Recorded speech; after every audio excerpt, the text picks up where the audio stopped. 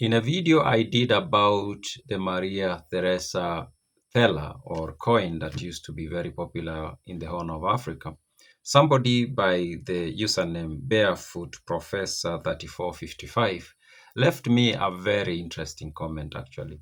And for a moment, or I've been thinking about that comment because it brings up something very, very interesting about the colonization of the Horn of Africa and specifically the Somali people.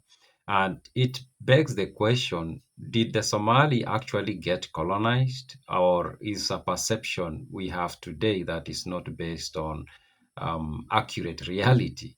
Now, this is what the comment basically says. The comment says, and I've pinned it on the screen, you can have a look, you can read it yourself. He says that the majority of the Somali never got to get into contact with the colonizers.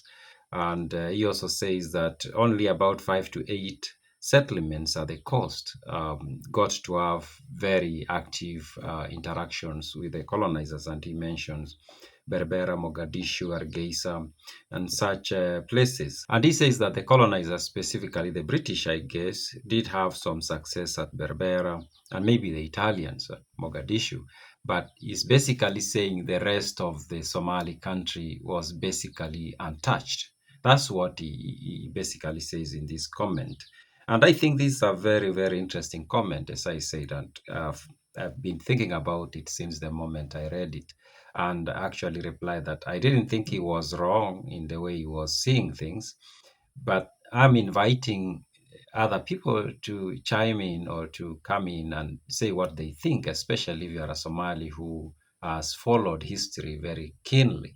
What do you think? I have my own take on this, and I'm going to go through that. Now, of course, there is another issue that I've talked about before, and that is the issue of whether British Somaliland was a protectorate or was it a colony. Is an issue I've talked about several times, I think, not once, I think like twice, because officially or in the name, it used to be referred to as a protectorate. But when you looked at how it was managed through the colonial office, which basically meant it was a colony. And also the activities on the ground more or less seems to suggest that it was a colony. But of course, that begs the question, what is actually being colonized? Because I guess that's where everything starts. But we are going to look at the practical things that happened on the ground. And maybe out of it, we might, if every one of us will arrive at their own conclusion as to whether that means it was a colony or it wasn't. And here we are talking about the larger lands of the Somalis, British Somaliland, Italian Somaliland, French Somaliland, and the Ogaden region, the northern frontier district in what we know today as Kenya, all those lands. And of course, when we look at it that way, then we clearly we then have a little bit of more confusion because those lands don't have exactly the same history. They have different histories, especially when you start thinking of them in terms of political control. What happened in Ogaden or has happened in Ogaden is not the same as what has happened in the what used to be the Italian Somaliland. And what has happened in the Italian Somaliland is not exactly what has happened in the what used to be British Somaliland. What has happened in what was used to be known as British Somaliland is very different from what has happened in what used to be French Somaliland. What has happened in what used to be French Somaliland is not exactly the same as what has happened in what used to be known as the Northern Frontier District in Kenya. All these regions have had their own unique historical evolution. So we can't have one template that covers all of them, even when it comes to deciding whether they were actually colonized or they weren't colonized. I think they share very different experiences. Now, I think colonization, whether it is in the lands of the Somalis or whether it is in the lands of the Nandi or the lands of the Agikuyu or the Baganda Kingdom, wherever in Africa, I think the first major measure of what colonization is to decide whether the people lost sovereignty. And sovereignty is very important when it comes to political organization. And sovereignty means did the people lose the authority and the power to make decisions, especially when it comes to their relationships with other people? If that is the case, then in my own opinion, we are moving towards the territory of either a colony or a protectorate. And when you look at the lands of the Somalis, I don't think anybody can argue that the people didn't lose the power and the authority to make decisions, especially when it came to their relationships with other commonwealths. And we need to underline commonwealths, which means other political sovereignties. For example, during the period we consider to be the period of colonizations, were the Somalis able to make, we could say, interactions and business with, say, other, maybe the Chinese or the Japanese or the French, freely without the British, for example, in British Somaliland getting involved? I can say no. If the British could not block the Somalis, they could surely block the French or the Chinese through international treaties. Remember, countries exist and function within the law of the nations. And the concept of the law of the nations is a very interesting concept. And I was reading Titus Livia's book, The Founding of the City, a very old book, over 2,000 years. And he mentions the laws of the nations. And it occurred to me actually that laws of the nations have always been around. And I remember I was listening to a story about the relationship between the Maasai and the Kipsigis, and these were commonwealths before colonization, of course. And the concept emerges. It does not matter which nations you look at in the ancient world, in the world of Africa before colonization, there is always laws of the nations. So laws of the nations matter. And when you are looking at whether a society was colonized or not, especially regarding whether it lost sovereignty, you need to ask yourself, how was that society able to interact with others, especially as far as laws of the nations were involved? When you look at the Somali societies during colonial time, the only way they could interact with the rest of the world was through what their colonizers, let me put it in quote, would allow. So I think that's a good measure.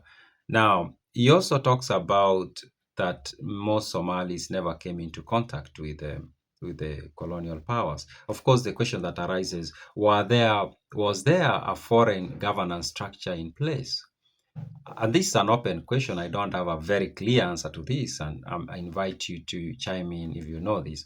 For example, if we look at what was known as Italian Somaliland, when the Italians came, did they set up a new governance structure that was felt on the ground to some extent?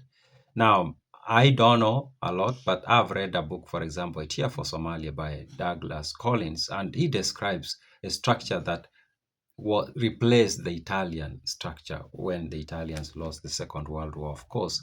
And that structure had the provisional commissioners, district commissioners, and they had some powers that they would exercise. And in fact, in that book, he tells us about being posted at Alula, being posted at Afgoe, being posted at even the Ogaden region, some stations in the Ogaden region, and they performed some powers, or some not power, they performed some functions within those societies. So we need to ask ourselves, how impactful were these, or was this structure, or were these structures in the different regions of the lands of the Somalis? Were they felt? Now, in Douglas Collins' book, he talks about communities that lived very far away from, say, you have Goy, where he was stationed initially. And these communities, we could say, it seems like they had nothing to do with both Italian or British authority that was set up. But here's this thing, when there was war between the different clans, the British would go in and punish some clans. This punishment used to be in the form of taking cattle, and they used to take thousands, tens of thousands of camels and sheep and things like that, and goats.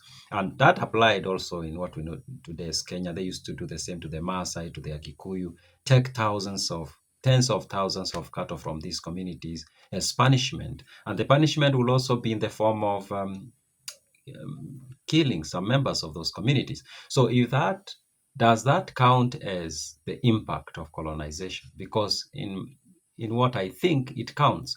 So if people lost animals to colonial powers through raids and they lost people, I think that counts as contact. That counts as contact.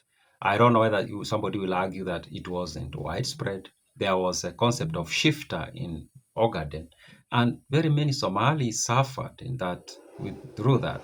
And that is well documented actually. Somalis lost a lot of people, they lost a lot of animals. Same applies to British Somaliland during the Dervish Wars.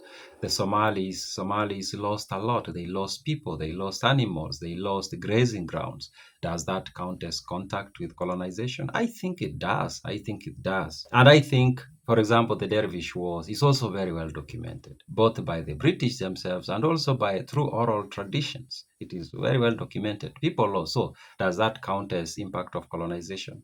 I think it does. Now, another measure we can use to decide whether the Somalis were actually colonized is the taxation. Uh, it does not necessarily need you to come into contact with an authority for you to give it money. If that authority takes a cut from what you pay, then you are impacted. And it does not matter whether Somali communities were so much interior, they were running their own issues. The fact that they used to buy coffee, they used to buy tobacco, they used to buy clothes, they used to buy different stuff, it means they used to contribute to colonization, or they used to get exploited by that structure. If they were selling animals and these animals are going to the coast and then the government takes a cut from the sales, then they were being exploited by that system of colonization. Does that count? It does not matter whether they knew of it, but it impacted their lives. That's what the point I'm trying to make. And in fact, in British Somaliland, for example, there were several major riots because of taxation, punitive taxation that would happen. We could argue that these riots were happening in Berbera and Zeeland, Burha, these major cities or towns, you can call them. But the fact that they were happening because of a taxation, a lot of products that ended up being used in the hinterland, clothes and coffee and all this stuff and salt and whatever, they used to go through these ports, and the British government were taking a cut, whether it's import and export. Does that count? Is a question I will ask. Does that count as an impact of colonization? So the point I'm making here is that colonization does not have to, for you to be in contact with a British or a French or a German, that so that you feel like, yeah, I'm being colonized.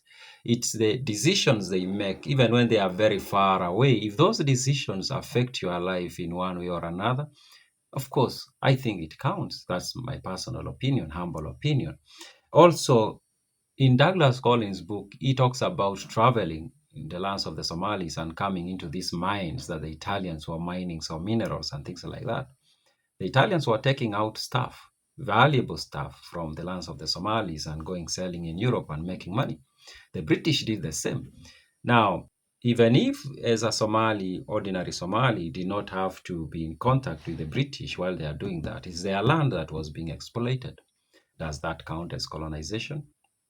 I think it does. I think personally, I think that it does count as colonization. It's very hard for me to come to the conclusion, and I think many people will agree with me, to come to the conclusion that the majority of Somalis were not colonized. I think they were. Maybe the majority of Somalis did not come into contact with whatever power that was trying to colonize or was colonizing. But the decisions and the actions of these powers, the Italians, the British, the French, some people might even say the Abyssinians. Those decisions affected lives. And here we are not even talking about the raids that would happen, the shifter menace that happened in the Ogaden region for a very long time. And this is very well documented. The raids and the animals being taken during the Dervish Wars and the bombardment with aeroplanes and all this stuff, and the war on the Bimal in the southern Somalia, and the raids by the Italians, and the taking of land in the southern Somalia region, which is a huge event. Actually, they took tens of thousands of acres of land, very productive land. And remember, the southern Somali society was so much dependent on agriculture. The Italians taking and having these ranches for themselves to do farming, does that count? I think it does, because there were so many people who were denied their right to use the land. And maybe there are people who are a little bit farther away who maybe, yeah, their land was not taken, but there are people who were on this land and they were pushed to go and be fighting with these other clans over the grazing land because they no longer have land which has been taken away by the Italians. Now they are having these fights that seem like they are local misunderstanding, but actually the cause of it is a colonial power somewhere. So personally, I think the Somalis were colonized and exploited and their resources taken and their country ruined, just like it happened everywhere in the rest of Africa. I don't know why. Maybe Barefoot Professor 3455 has, because maybe by writing he could not get enough ways to explain his point. Maybe he has a point that I missed. But yeah, I think the Somalis were actually exploited just like the rest of Africa was, from the Maghreb to the Cape of Good Hope. I think so. Those are my random thoughts.